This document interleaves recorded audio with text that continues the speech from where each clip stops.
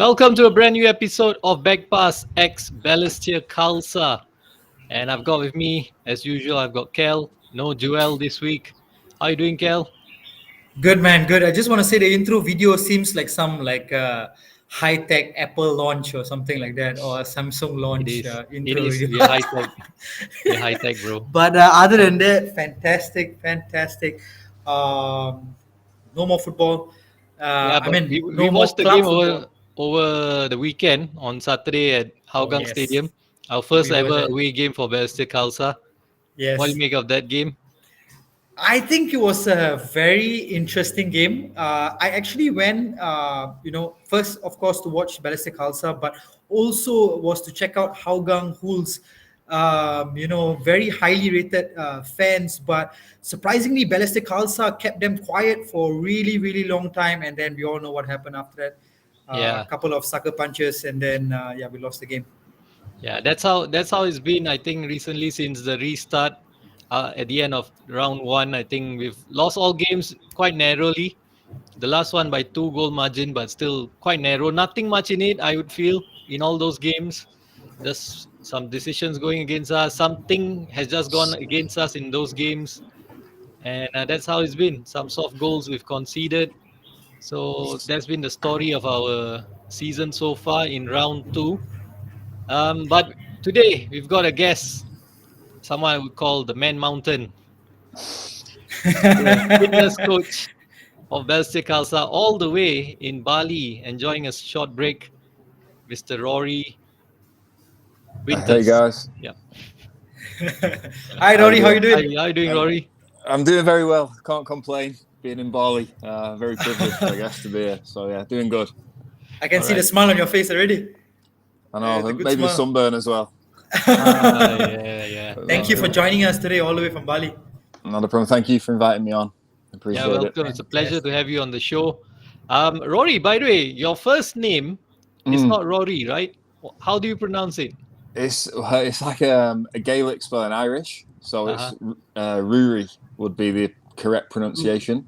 The Rory. DH is silent, but I think for the ease of everyone, including myself, it's best just Rory. Rory works, All but it's right, far all better for all concerned. right. All That's good. right, That's cool, good. man. Okay, Kel, we want to Yes. get the show on the Before we road. start, before we start, what Yeah. I saw at Hougang Stadium, very interesting thing I saw at Hougang Oh, Stadium. yeah. Rory was not only, everyone knows he's the fitness coach for Balestier Khalsa, but he was knocking the ball around with the substitutes, and I must say, man, I Still got the saw touches. your technique is. I think you can join the S League club, man. Have you ever Hey, considered playing again?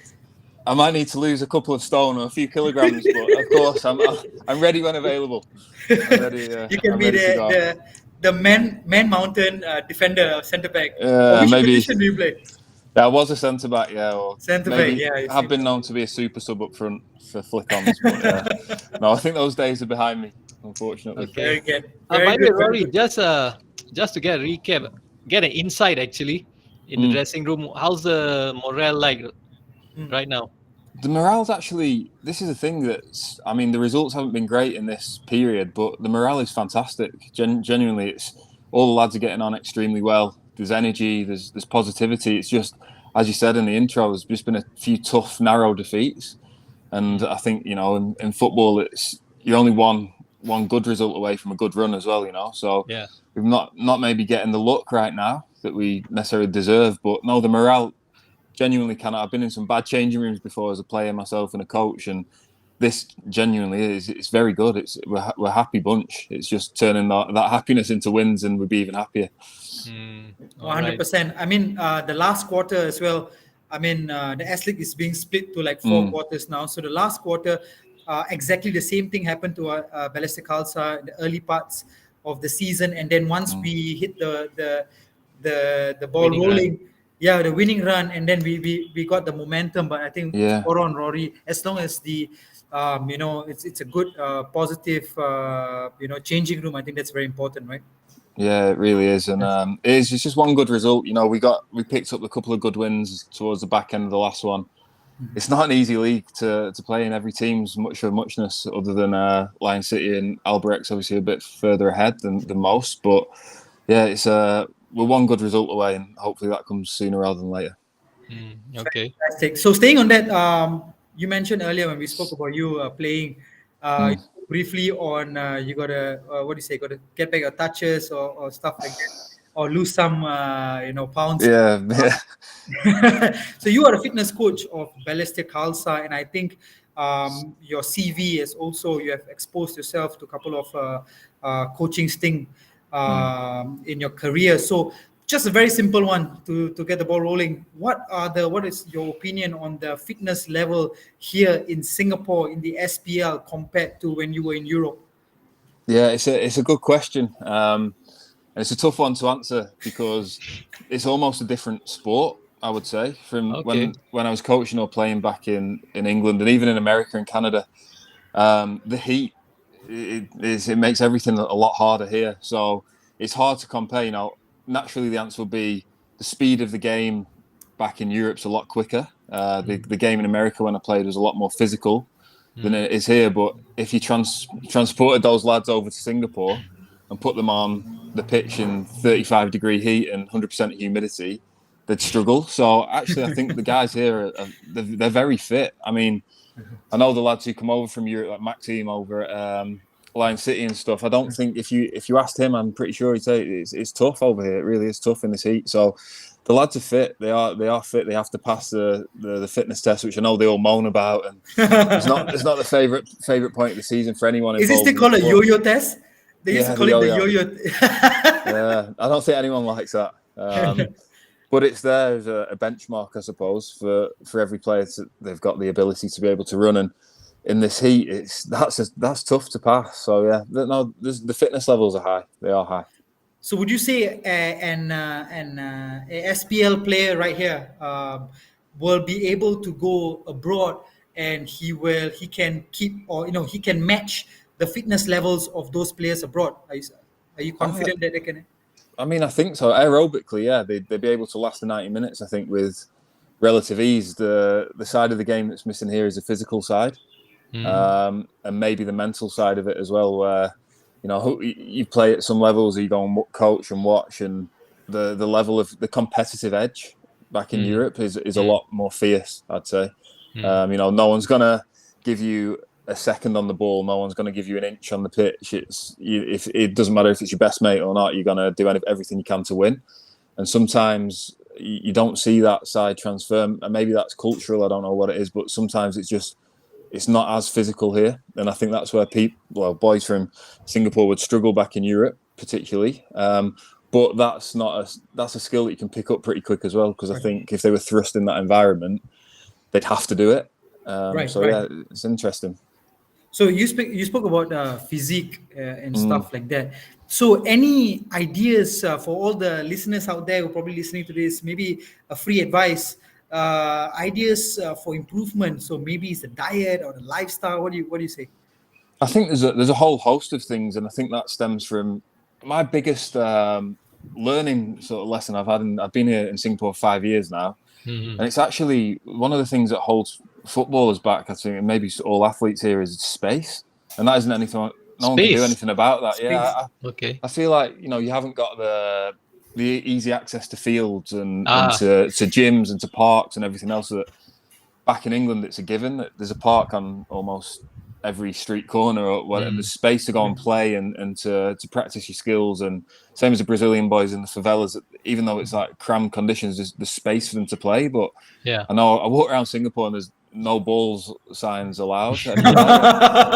These little things are a little gripe of mine, that if you want to really push, you need to let children be children, and I think that's where everyone learns at that early age the physical competencies, which then transfer into adulthood. But I think they've got every opportunity as they reach the teenage years. I know there's the sports school in Singapore, and there's some very good people working in and around sport in Singapore, like strength and conditioning specialists, that the physical side will improve. It will, but diet is.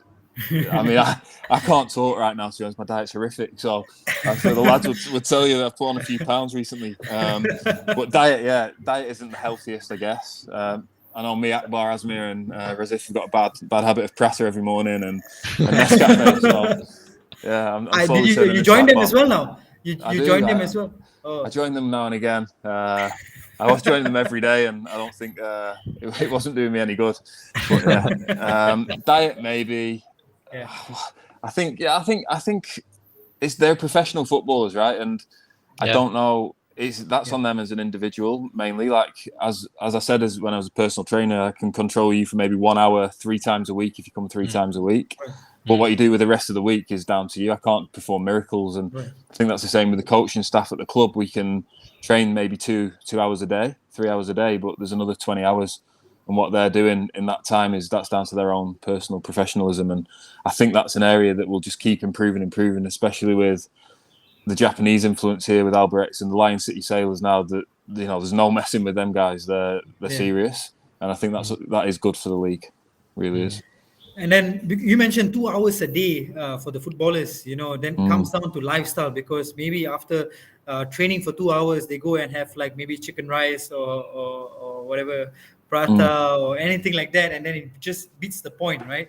So Yeah. do you emphasize any diet change for them? Do you help them with their diet? Let them know, hey, what is good to eat? What's not good to eat? Maybe you can try this. I'll be honest with you, I've not, no, right now. Okay. No one's approached to ask, and I know Because Okay. they're I'm all not having chicken rice after two exactly hours. for us. They Yeah, all McDonald's, I guess. McDonald's. yeah. I don't know what they do. I mean, they're all in good physical condition, when you look at them. But what they're putting in the body, that they're also exercising every day. These boys, so Right. they might So look they're fit and burning it maybe off. not. Yeah, they Yeah. burn it off. They're allowed, and yeah, I guess as we get older, we don't burn it off as much. Yeah, But that's I true. think one of the perks of being in Singapore for myself, I'm not from here, obviously, is Food. the food. Yeah, the food seems brilliant, right? So can I blame them for going and eating a nice chicken and rice every now and again? No, not really. It's not so Actually, I bad just want anyway. to mention the sign you spoke about earlier, the no football Mm. sign. Yeah. If you ask any of your Balestier players, the local players, that's actually target practice. Yeah. Ah, fair enough. There we Oh, go. That's good. we used to put the ball down and that's target practice. You Oh, must I hit love that that. sign as many times as you can. Ah, brilliant. I like that. I'm going to Yeah. But practice it as well. Yeah. back when I was starting off, we didn't have those signs. So you would have those walls would have been plastered with the Plastered ball with ball. signs. Yeah. Yeah, you know. So Well, Yeah. that's good. they Well, hopefully it comes back to that with this yeah 2034 goal or whatever it's called. Yeah. yeah Yeah, yeah. nevertheless, Let's see. diet, lifestyle, we spoke about that. Mm. But one thing I can say, watching Balestier Khalsa's team this season, man, they look fit. Yeah. They look much fitter. They are running more. Um, but sometimes I can't you can't run the whole game. I mean, it's Mm. game management, right? It's impossible to run Yeah. the whole game. What else do you feel can be done to make them even better, even more of a pressing team, like how the modern football teams Mm. are playing right now, pressing from the front? I Yeah. think one good example, I don't say this, but It's uh, Liverpool. No. It's Liverpool, Man Manchester United. City. Ma- Yeah. so It's like true. you get what I'm trying to say. So they're Yeah. really fit, consistently pressing, and also what else can be done to improve their fitness level? I think the style that Akbar's implementing, it's going to take a little bit of time, but he is very forward thinking, and he's had a lot of success in India and the Mm. Philippines previously. So when he really imprints his style, which he's doing every day in training, you will see naturally that press will become part of the game. We are trying to make them press more and more and more, but it's hard.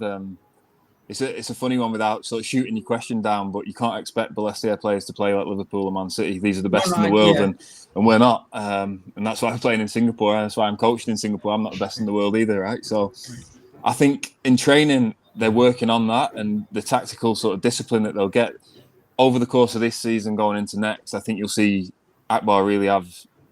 He's printing his style on it, and it does take time. I think it's a big shift from last season. I wasn't around last season, but I've heard it's a big shift in style, and these things take a little bit of time. It won't change overnight, but I think they're well on the way to becoming a side I'd say to be reckoned with next year. I definitely, and hopefully by the back end of this year as well, things have changed, and you see it in glimpses at the moment. Maybe first 15, yeah, 30 yeah. minutes where. And that it's over time. I think that will become more and more apparent that we do last longer. It's hard as a footballer to concentrate for 90 minutes when you're learning a new style as well. I think there's a hell of a lot going on in the game. There's a lot of variables, and to implement the plan for 90 minutes is tough right now because it's a demanding style of play. But Yeah. they're doing well. They're doing well. Yeah, that's great. Okay, That's great to hear. Great let to me hear. just break it up for a while. Just got to show you a couple of comments. This Comments one's here. coming from Paramveer. How is Harry How is Kane? Harry Kane? Do you You know tell him? me. I do not. I do not. I'm sure he's on a beach somewhere in Dubai right now having a good time. And this is one of your players, Hyrule. What a Oh, lad, Rory nice. What a Winters. lad, Rory Winters. Nice, nice. Hey, Ro. I give you a standing joke. Why Paramveer said how is Harry Kane, because we were at Hougang Stadium just on the weekend, and Yeah. we were speaking briefly about you, and then we say, hey, this guy, played in England and stuff like Yeah. that, and I just wanted to pull his leg, right? I say, yeah, this guy was teammates with Harry Kane, and he almost fell for it, and Yeah, I'm sure. it was just a joke. That's why he. I'm a little bit older Paramveer, than him, man. unfortunately. Okay, yeah, just wanted to touch on something quite important. You mentioned training mentally as well. Mm. I know you touch upon that, and I know training physically is very important Yeah. in general. But talk to me about mental health and how important is it to train not only footballers but in general your clients Yeah. or any fitness. How important is mental health these days? Well, to me, it's the most important thing there is, right? Because if you're a professional footballer, you're obviously talented.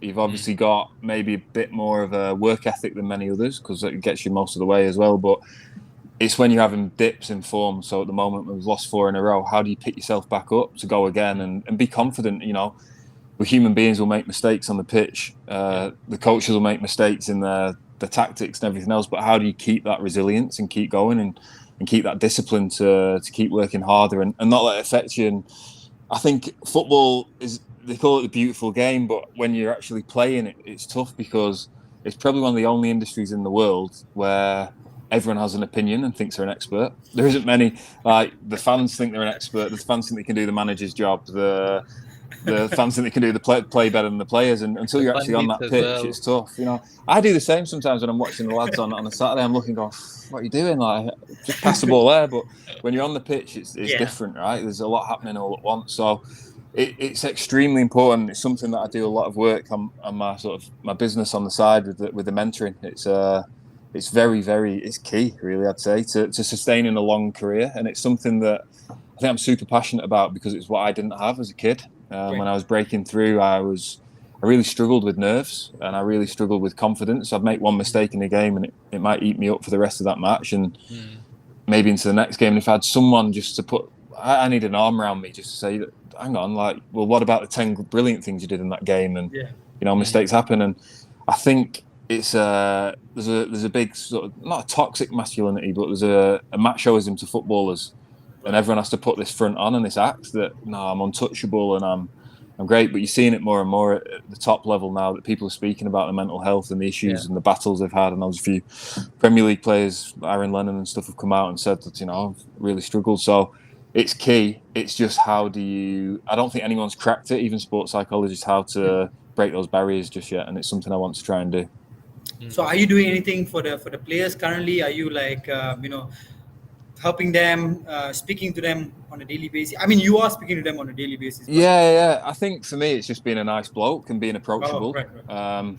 It's very informal, and if anyone does turn to me, then I'm there and I'll listen and I'll give out my advice. But Akbar is actually fantastic because I think he's done a psychology degree, and wow. some of the stuff that he did in pre-season, sort of visualization and this type of work, was quite outside of the box, I guess, definitely for Singaporean football. And I really bought into that stuff, and it was really good to learn from him and implement that. Now, whether it works as effectively as we hoped, maybe it has, maybe it hasn't, but he really was. He did some reasonably innovative things, and yeah, it was interesting to know that a manager coming in the Singaporean league that takes a bit of flack at times is willing to touch on the psychology. It's very good. Interesting. Good to know. With that note, I'm going to shoot you the first quick fire. Quick fire question. Before quick. that, let me ask Rory, last one to go. how important is it for you to look the part as a fitness coach? Because we know of some fitness coaches that don't look the part, but they're fitness coaches.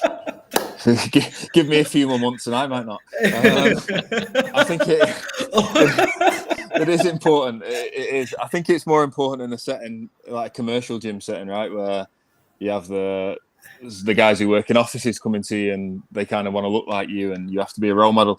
Maybe at the football club, yeah, it's important. It's much of it's a vanity project, right? And maybe that's why I'm quite comfortable in my life right now, in terms of my personal life. So I'm happy, and maybe that's what's making me put the pounds on. But it's important, yeah. I mean, would you go to a trainer who's 10 kilograms overweight? Probably not, right? Would I? Yeah, I would, yeah. So it's important. It is. Okay. It is. All right. Thanks for reminding me. No problem. It's just he's on a holiday, man. You saw my belly on Saturday, right? No. Didn't see Ras anything. is watching. No, we're just playing. So okay, going back to my questions really quick. Rory, favorite club? Favorite Preston North End. Okay. Preston North End. Yeah. Did it Championship. Qualify? Championship. Yeah, almost qualify or something. No, maybe not. 15 years ago. Okay. The glory days. One of the oldest clubs in England, right? They are, yeah. There's a lot of history. Unfortunately, that's when the success was. Is there a reason why you support them? It's just my hometown club. Oh, nice. Yeah, It's my your hometown, hometown club. Yeah. Strange. Our hometown club is actually Hougang. So Is it? Oh, but our allegiance lies elsewhere. All-time favorite footballer?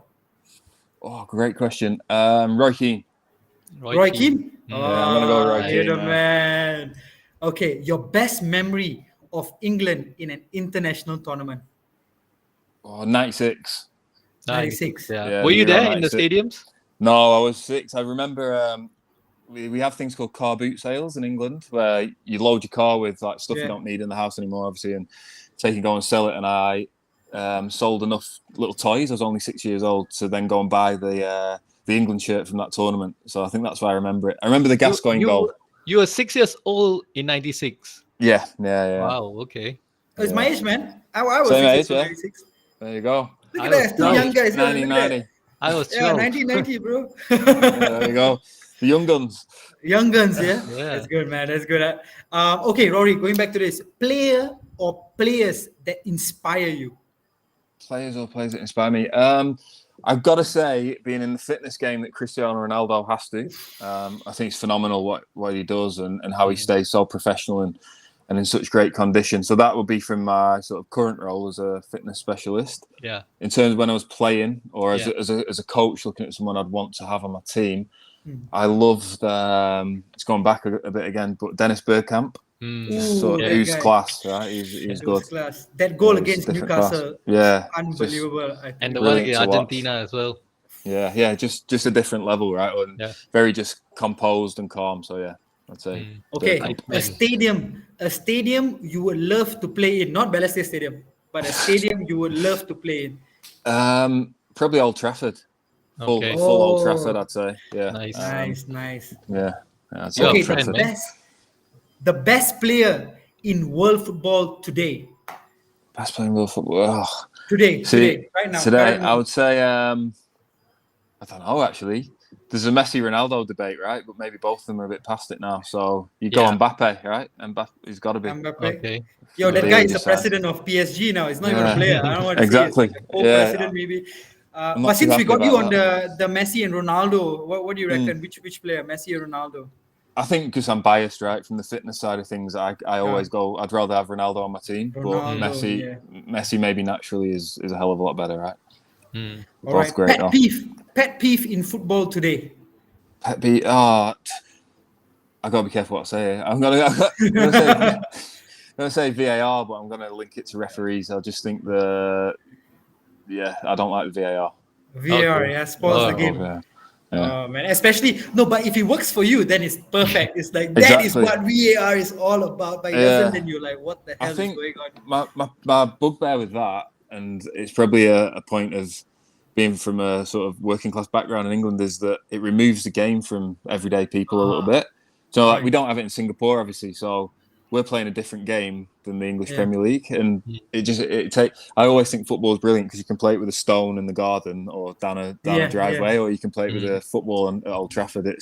And I think the VAR just it slows it down a bit, and it also takes it away from people like me and you, right? Who just we don't have the luxury of that. So just keep it as close to the people as possible is my 100%. interpretation. Well said. Well said. Okay, imagine you have a fireside tournament and you need to pick 4 Balestier team Oh, mates from the current team. And you are one of them, so you only can pick 4. So you got to yeah. choose your goalkeeper. I don't know what you want to choose. Maybe you play goalkeeper. I don't know. Four of the other lads. I might just go with Yeah. the coaching staff then, shall I? And it saves any Yeah, you can aggro do. from You the can lads. do. Yeah, We'll you put can. we'll put Yazid in there, Okay. and then we'll go. I'll And play you at the have to back. play. Yeah. I'll Okay. play at the back. I've heard quite a few of them coaching staff are very good, right? Very good Uh-huh. players back in the day. So I'll stick. Do you know what I'm going to go? I'm going to go horrible. I'm going to go with Jumbo, Jumbo. Okay. Okay. Target man. Kondo, and Okay. Rio. Me, and then I'll Okay. go Yazid in goal, so I don't cause any arguments between Hyrule, Rudy, and Ricky. And I'll go with Hey, that's a those three. very, it's a very simple Clever. Very game clever. Yeah, plan. So you just park the bus at the back, give the ball to the exactly. Japanese, and let them do their magic. Yeah, there we go. Fan- Easy. Fantastic, Nice. fantastic. That wraps up my questions, Rory. On to you, Russ. Okay, Rory, age of box mentoring. Mm. What's it all about? Good question. So I set this business up probably a year and a half ago now. Just Okay. having been in Singapore for like 3.5 years at that point. 3 or 4 reasons. Main one being I wanted to get back into football, having been a personal trainer, and that was one way of doing it. Secondly, I just saw a big gap in like the physical competency of footballers here when I went to watch. I watched Brunei play a few times, and you had Charlie at the back, Charlie Clough, and Blake in midfield, and they just dominated the game physically. And I think they won the league that year. And I thought, well, the Singaporean boys are technically very good, but they're just missing something, that edge, because that's the edge of the box, I guess. And it also translated then into the psychological side, like I said. So I found a lot of joy through actually making connections and relationships with especially the younger players in Singapore right now, and giving them the confidence to stick with the game when things are getting tough and they get knockbacks. That's professional football. So making sure they stay on the right track and don't give up too easily. So yeah, that was the main reason, and it's worked pretty well so far. All right. How do you get that name, Age of Box? I just came up with it one afternoon. I was just brainstorming. He was and standing at thought, the edge of the box. Then he was like, this sounds good. Yeah. I don't know. I was thinking of football sort of terminologies. You can't call it like penalty or free kick. It just sounded a bit naff. So I thought edge of the box has a little ring to it, and it can be abbreviated to ELTB. And I actually thought of the logo first of the 18-yard box, and thought, that's quite clever. And yeah, I liked it and went with that. It's got a ring to it, I think. And it's very interesting that it's not Age of Box Fitness. It's called Age of Box Mentoring, because you are actually mentoring them, right? It's not just physical fitness. You're also working on them mentally. Yeah, I think that's where I wanted to differentiate from anything that's out there, because there's some great trainers out there already working with footballers here, and that's something that we need more of in Singapore for sure. There needs to be these guys that are already doing it need a bit more credit, I think, because it's not an easy gig. It can be tough with long hours on your feet and giving a lot of energy out to people. So there's a lot of people doing it, but it's like we talked about psychology before. There's not many people.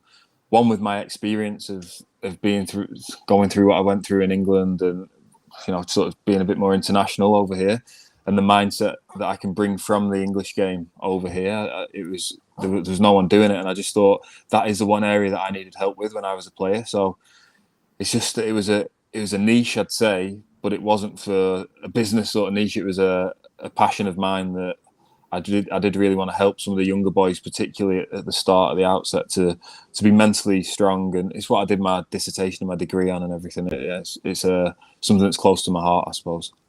Okay. And you spoke a bit about the mental side of things.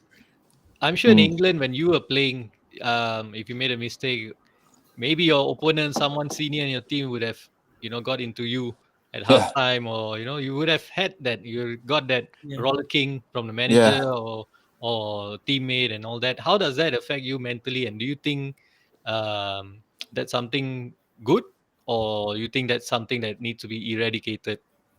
I think I had one manager who at the start was fantastic with me, and as soon as I fell out of favour a little bit, he actually put me off football. I hated football, and I was petrified to go to a game because he was very volatile in the changing room. I'm talking like punching and throwing physio beds across the room at people, and Oh, really quite a hard and strange character. And it was him really. He put me off football at maybe the age of 23, 24, when I should have been kicking on a bit.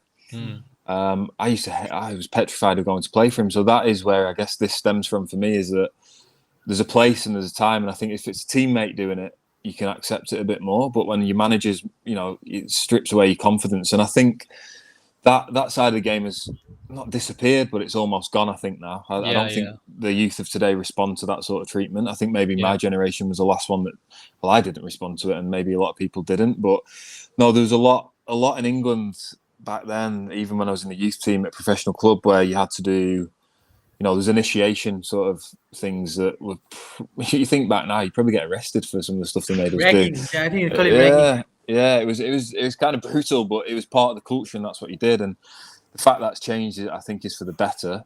But there's also respect and things like that. It's an industry, right? And that's where you earn a bit of respect from your elders and everything else. And that seems to have disappeared. But I think times are changing, society's changed a lot, and there's not as many like bollockings given on a pitch or anything like that. But would these boys now be able to deal with it? I'm not sure, but it is going to happen. And that's where I think I fill that void over in Singapore, where I can rationalise it for them and keep their confidence up, even though they might make a mistake, like we said, and the manager might drop them for a week. But I think when you're that age and you're involved, it's the end of the world. But as being a bit older and being through a hell of a lot of setbacks as a footballer myself, you realise that things change pretty quick as well. Yeah, I do notice the change in football because, yeah, when I started watching, and you had a lot of that. You spoke about Roy Keane as your favorite Yeah, player. He's one example of a player that would not be shy at going at you on the pitch. And there were a lot in that Manchester United team as well in the yeah, early '90s that did that. yeah, Schmeichel, uh, Keane, Robson, all these guys, and of course we all know about Sir Alex Ferguson and his yeah, hair dryer treatment. So and I mean, as even as Sir Alex has aged, he has we've heard that he's tempered his style. So yeah.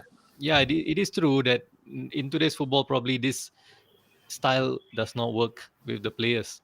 Definitely. I think the difference now is that, like, with the internet and everything and social media and whatever else, even like the coaching style has to change because people want things instantly and quick.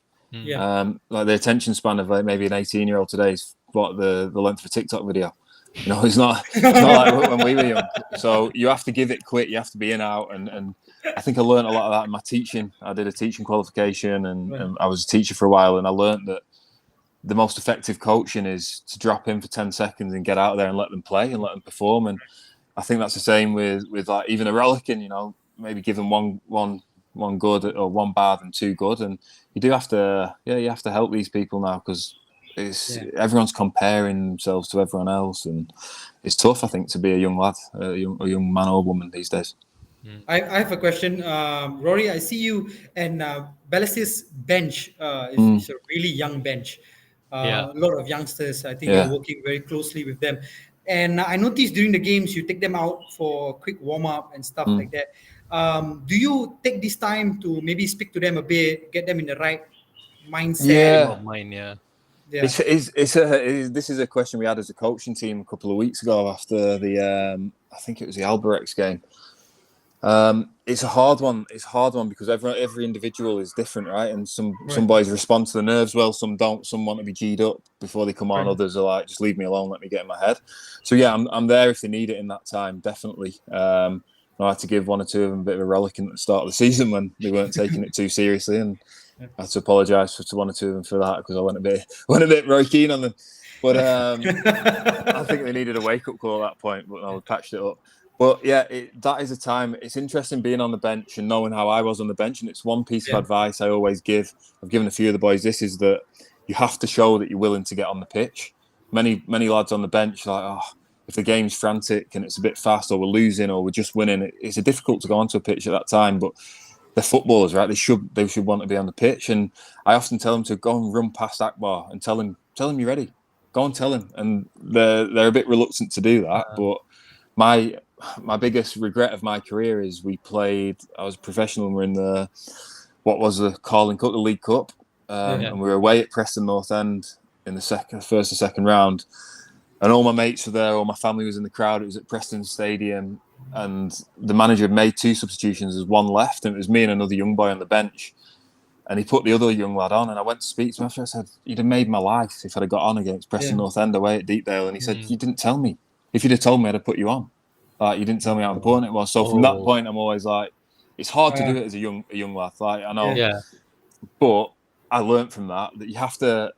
I know. I tell Jared Gallagher, one of the lads who's breaking into the national team now, and at Young Lions, I say to him, just if you don't ask, you don't get.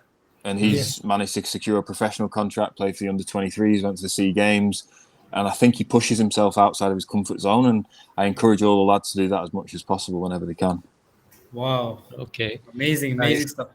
Kel will remember actually some rollicking he got from me when we were players. Ras used to be my coach when we were playing. Yeah, but I don't know. I used to come hungover, so probably that's why. Still stinking of it, right? The whole field was stink of it. Exactly. But I was still put on the show for everyone though. There we go. So someone's gonna say hi to you. Jeff Jeff. Hi, Rory. Yeah, Jeff. Unfortunate about Liverpool, about Champions League. I know he's a big Liverpool fan. Sorry to hear about that, Jeff. Sorry to hear. Sorry, not sorry, Jeff. You made our day, but sorry. All right. Going on to the second quickfire. This is from me now, Rory. 10 questions. First one, your favorite food? Favorite food? Greek. Greek food. Okay. Yeah, Greek. Yeah. Well, what about Greek food you like? I just like the freshness of it and the meat and everything. It's nice. What was that? It's nice. Souvlaki? Yeah, that's all right as well. It's like a dirty kebab, right? And at the end of a night out. But good fresh Greek salad. trying to live up to my fitness name. Actually, I love McDonald's lads, really. Big Mac. Next one's an interesting one. Favorite drink? Favorite drink? Whiskey. That's the first person who has answered an alcohol for this question. Sorry. No, it's okay. I want you to be honest. I thought that's what you meant. No, I think Jumbo said whiskey as well. Was it? Oh yeah, the Japanese lads, they said sake. Some of them. Sake, sake right. And whiskey. I think that's English culture. You go straight to the alcohol first. Yeah. Okay, movies or series? What do you like watching? Movies. Movies. Okay. What kind of genre? Anything really. Not horror though. I'm not keen on horror. Oh, okay. I'll leave horror out. Okay. Be careful in Bali. Yeah. Where do you spend your childhood in? In Preston. In Preston? It's small. It's kind of in between Manchester and Liverpool in the northwest of England. Okay. And where do you meet your partner? That is if you are attached or married. Yeah, in Singapore at Garden Beats Festival at Fort Canning. Okay. Yeah. Are you married? Yes. Yeah. Okay. Cool. Yeah. You're there with your partner, I guess. Yeah, she's here.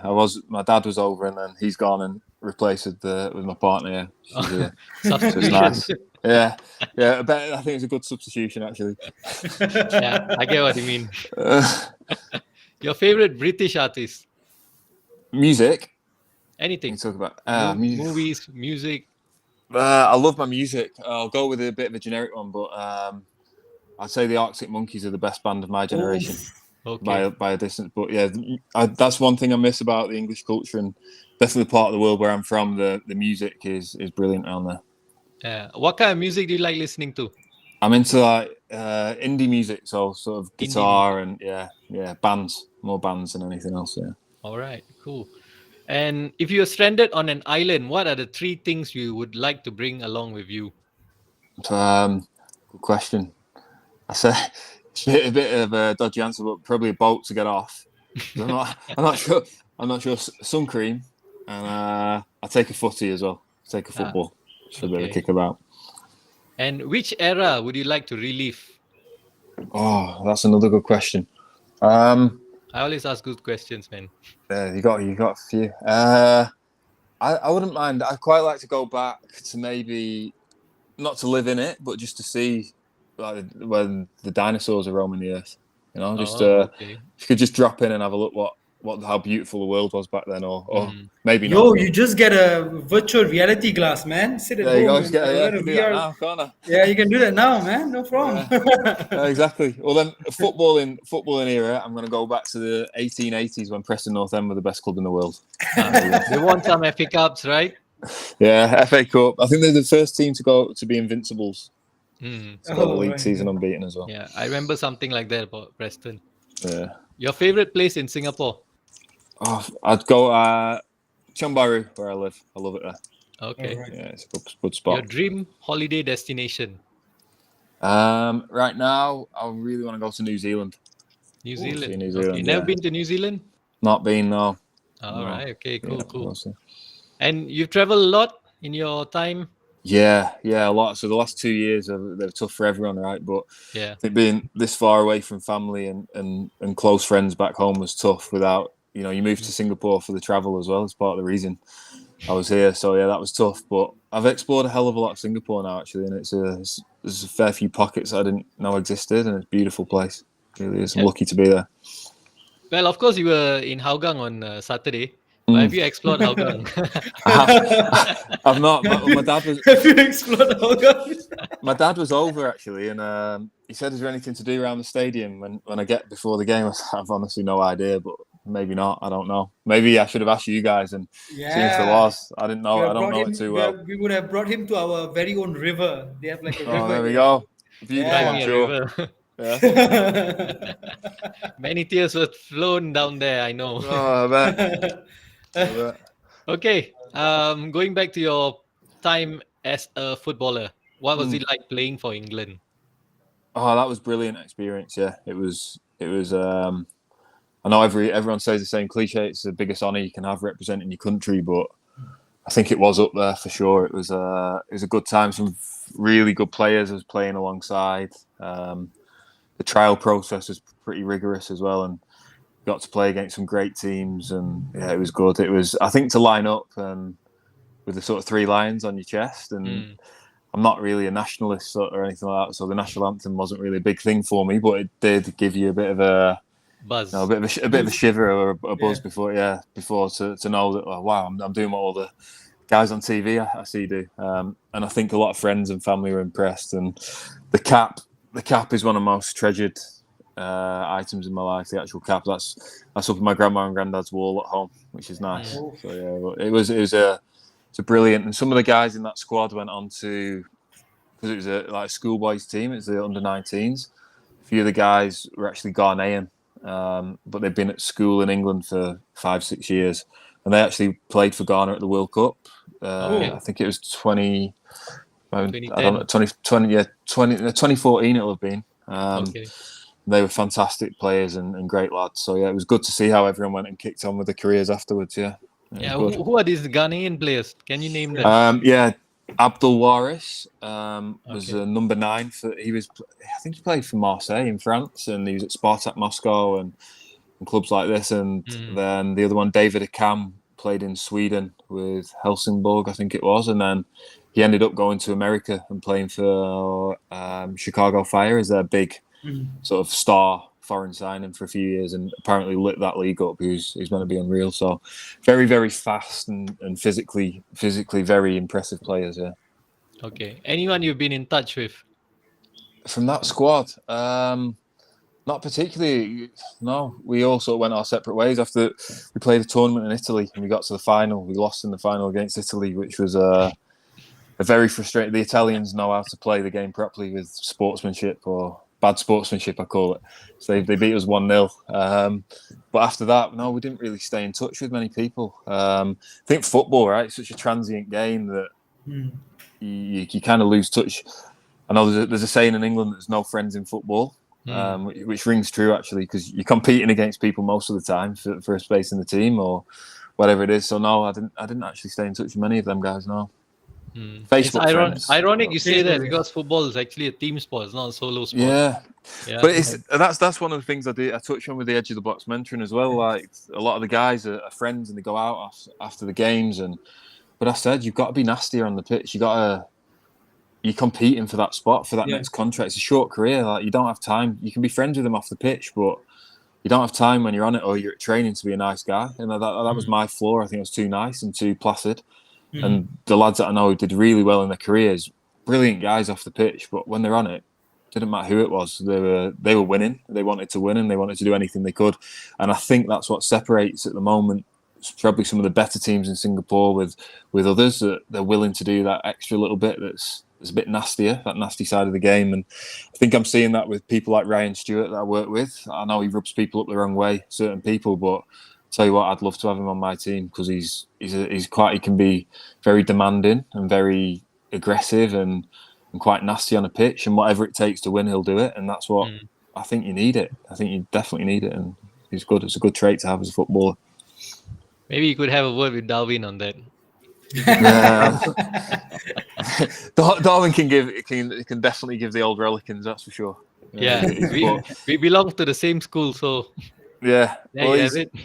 I got to say about Darwin though, he wants the best for this club, and his heart is in the right place for sure. Like he does, he's driving it in a very positive direction, and it's just going to take a little bit of time now. But when it clicks, it's going to click properly with this the backroom staff and the management. It's really going to work. It is. I truly believe that. That's great to hear. Great to hear. Shout I out think to all Don the fans Darwin. want to shout out to Don Darwin. Yeah, big shout out to Darwin. All right. You were a fitness consultant in the Premier League, is that right? Yeah. Yeah. What was that role exactly all about? So it's quite a good role. I went back for a few months back to England in 2019 to take this up.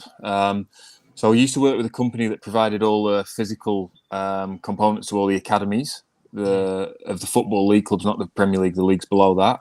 And that company got a contract with the Premier League off the back of that work to go in and basically had to audit the processes that each Premier League or Category 1 football club, it's called in England, are implementing. And there's a big study going to come out with the data that we collected as to what makes a Premier League footballer from a physical sort of side of the game, which will be a super interesting study when it comes out. But yeah, we had to go to all the big clubs, and it was mainly with the under-23s squads and down. And we just had to make sure that everything they were doing on the fitness side of things was good and was the right thing. And then we had to observe the testing procedures as well. And I guess basically make sure everything was being done in an efficient manner. I don't think when we went into the clubs, we were wearing all the Premier League stuff. We looked like referees. I don't think we're the most liked people when we stepped through. But because I've been a footballer myself, and I know that fitness part of it is the bit that all the lads dislike. Not that I'm not saying I was lenient with them, but I think I could connect with the players a lot more as well. In terms of like, listen, I know you're going to go through the motions in this, but this is why it'll benefit you. And I think speaking, that's one thing I've learned with working with footballers. They're human beings, and they want to cut corners and they want to take the easy road most of the time. And I think if you can give them that leeway within reason, that's what I learned from the Premier League, was that there's too many very officious people that rub people up the wrong way. So it was a great experience, and going to all the big training grounds like the Man United's, Liverpool's, Arsenal, Chelsea, Tottenham, West Ham's. It was a great experience to be involved in that. Yeah. Which one was the best in terms of training ground? Hey. the best. I wouldn't say the best training ground, but the best setup and the friendliest people and the nicest staff is Brighton. Yeah. Brighton's, they're really good, and the staff there were lovely. They looked after us really well, and let us sort of hang around all day. And their facilities, obviously being in the Premiership at that point, I think they'd just gone up.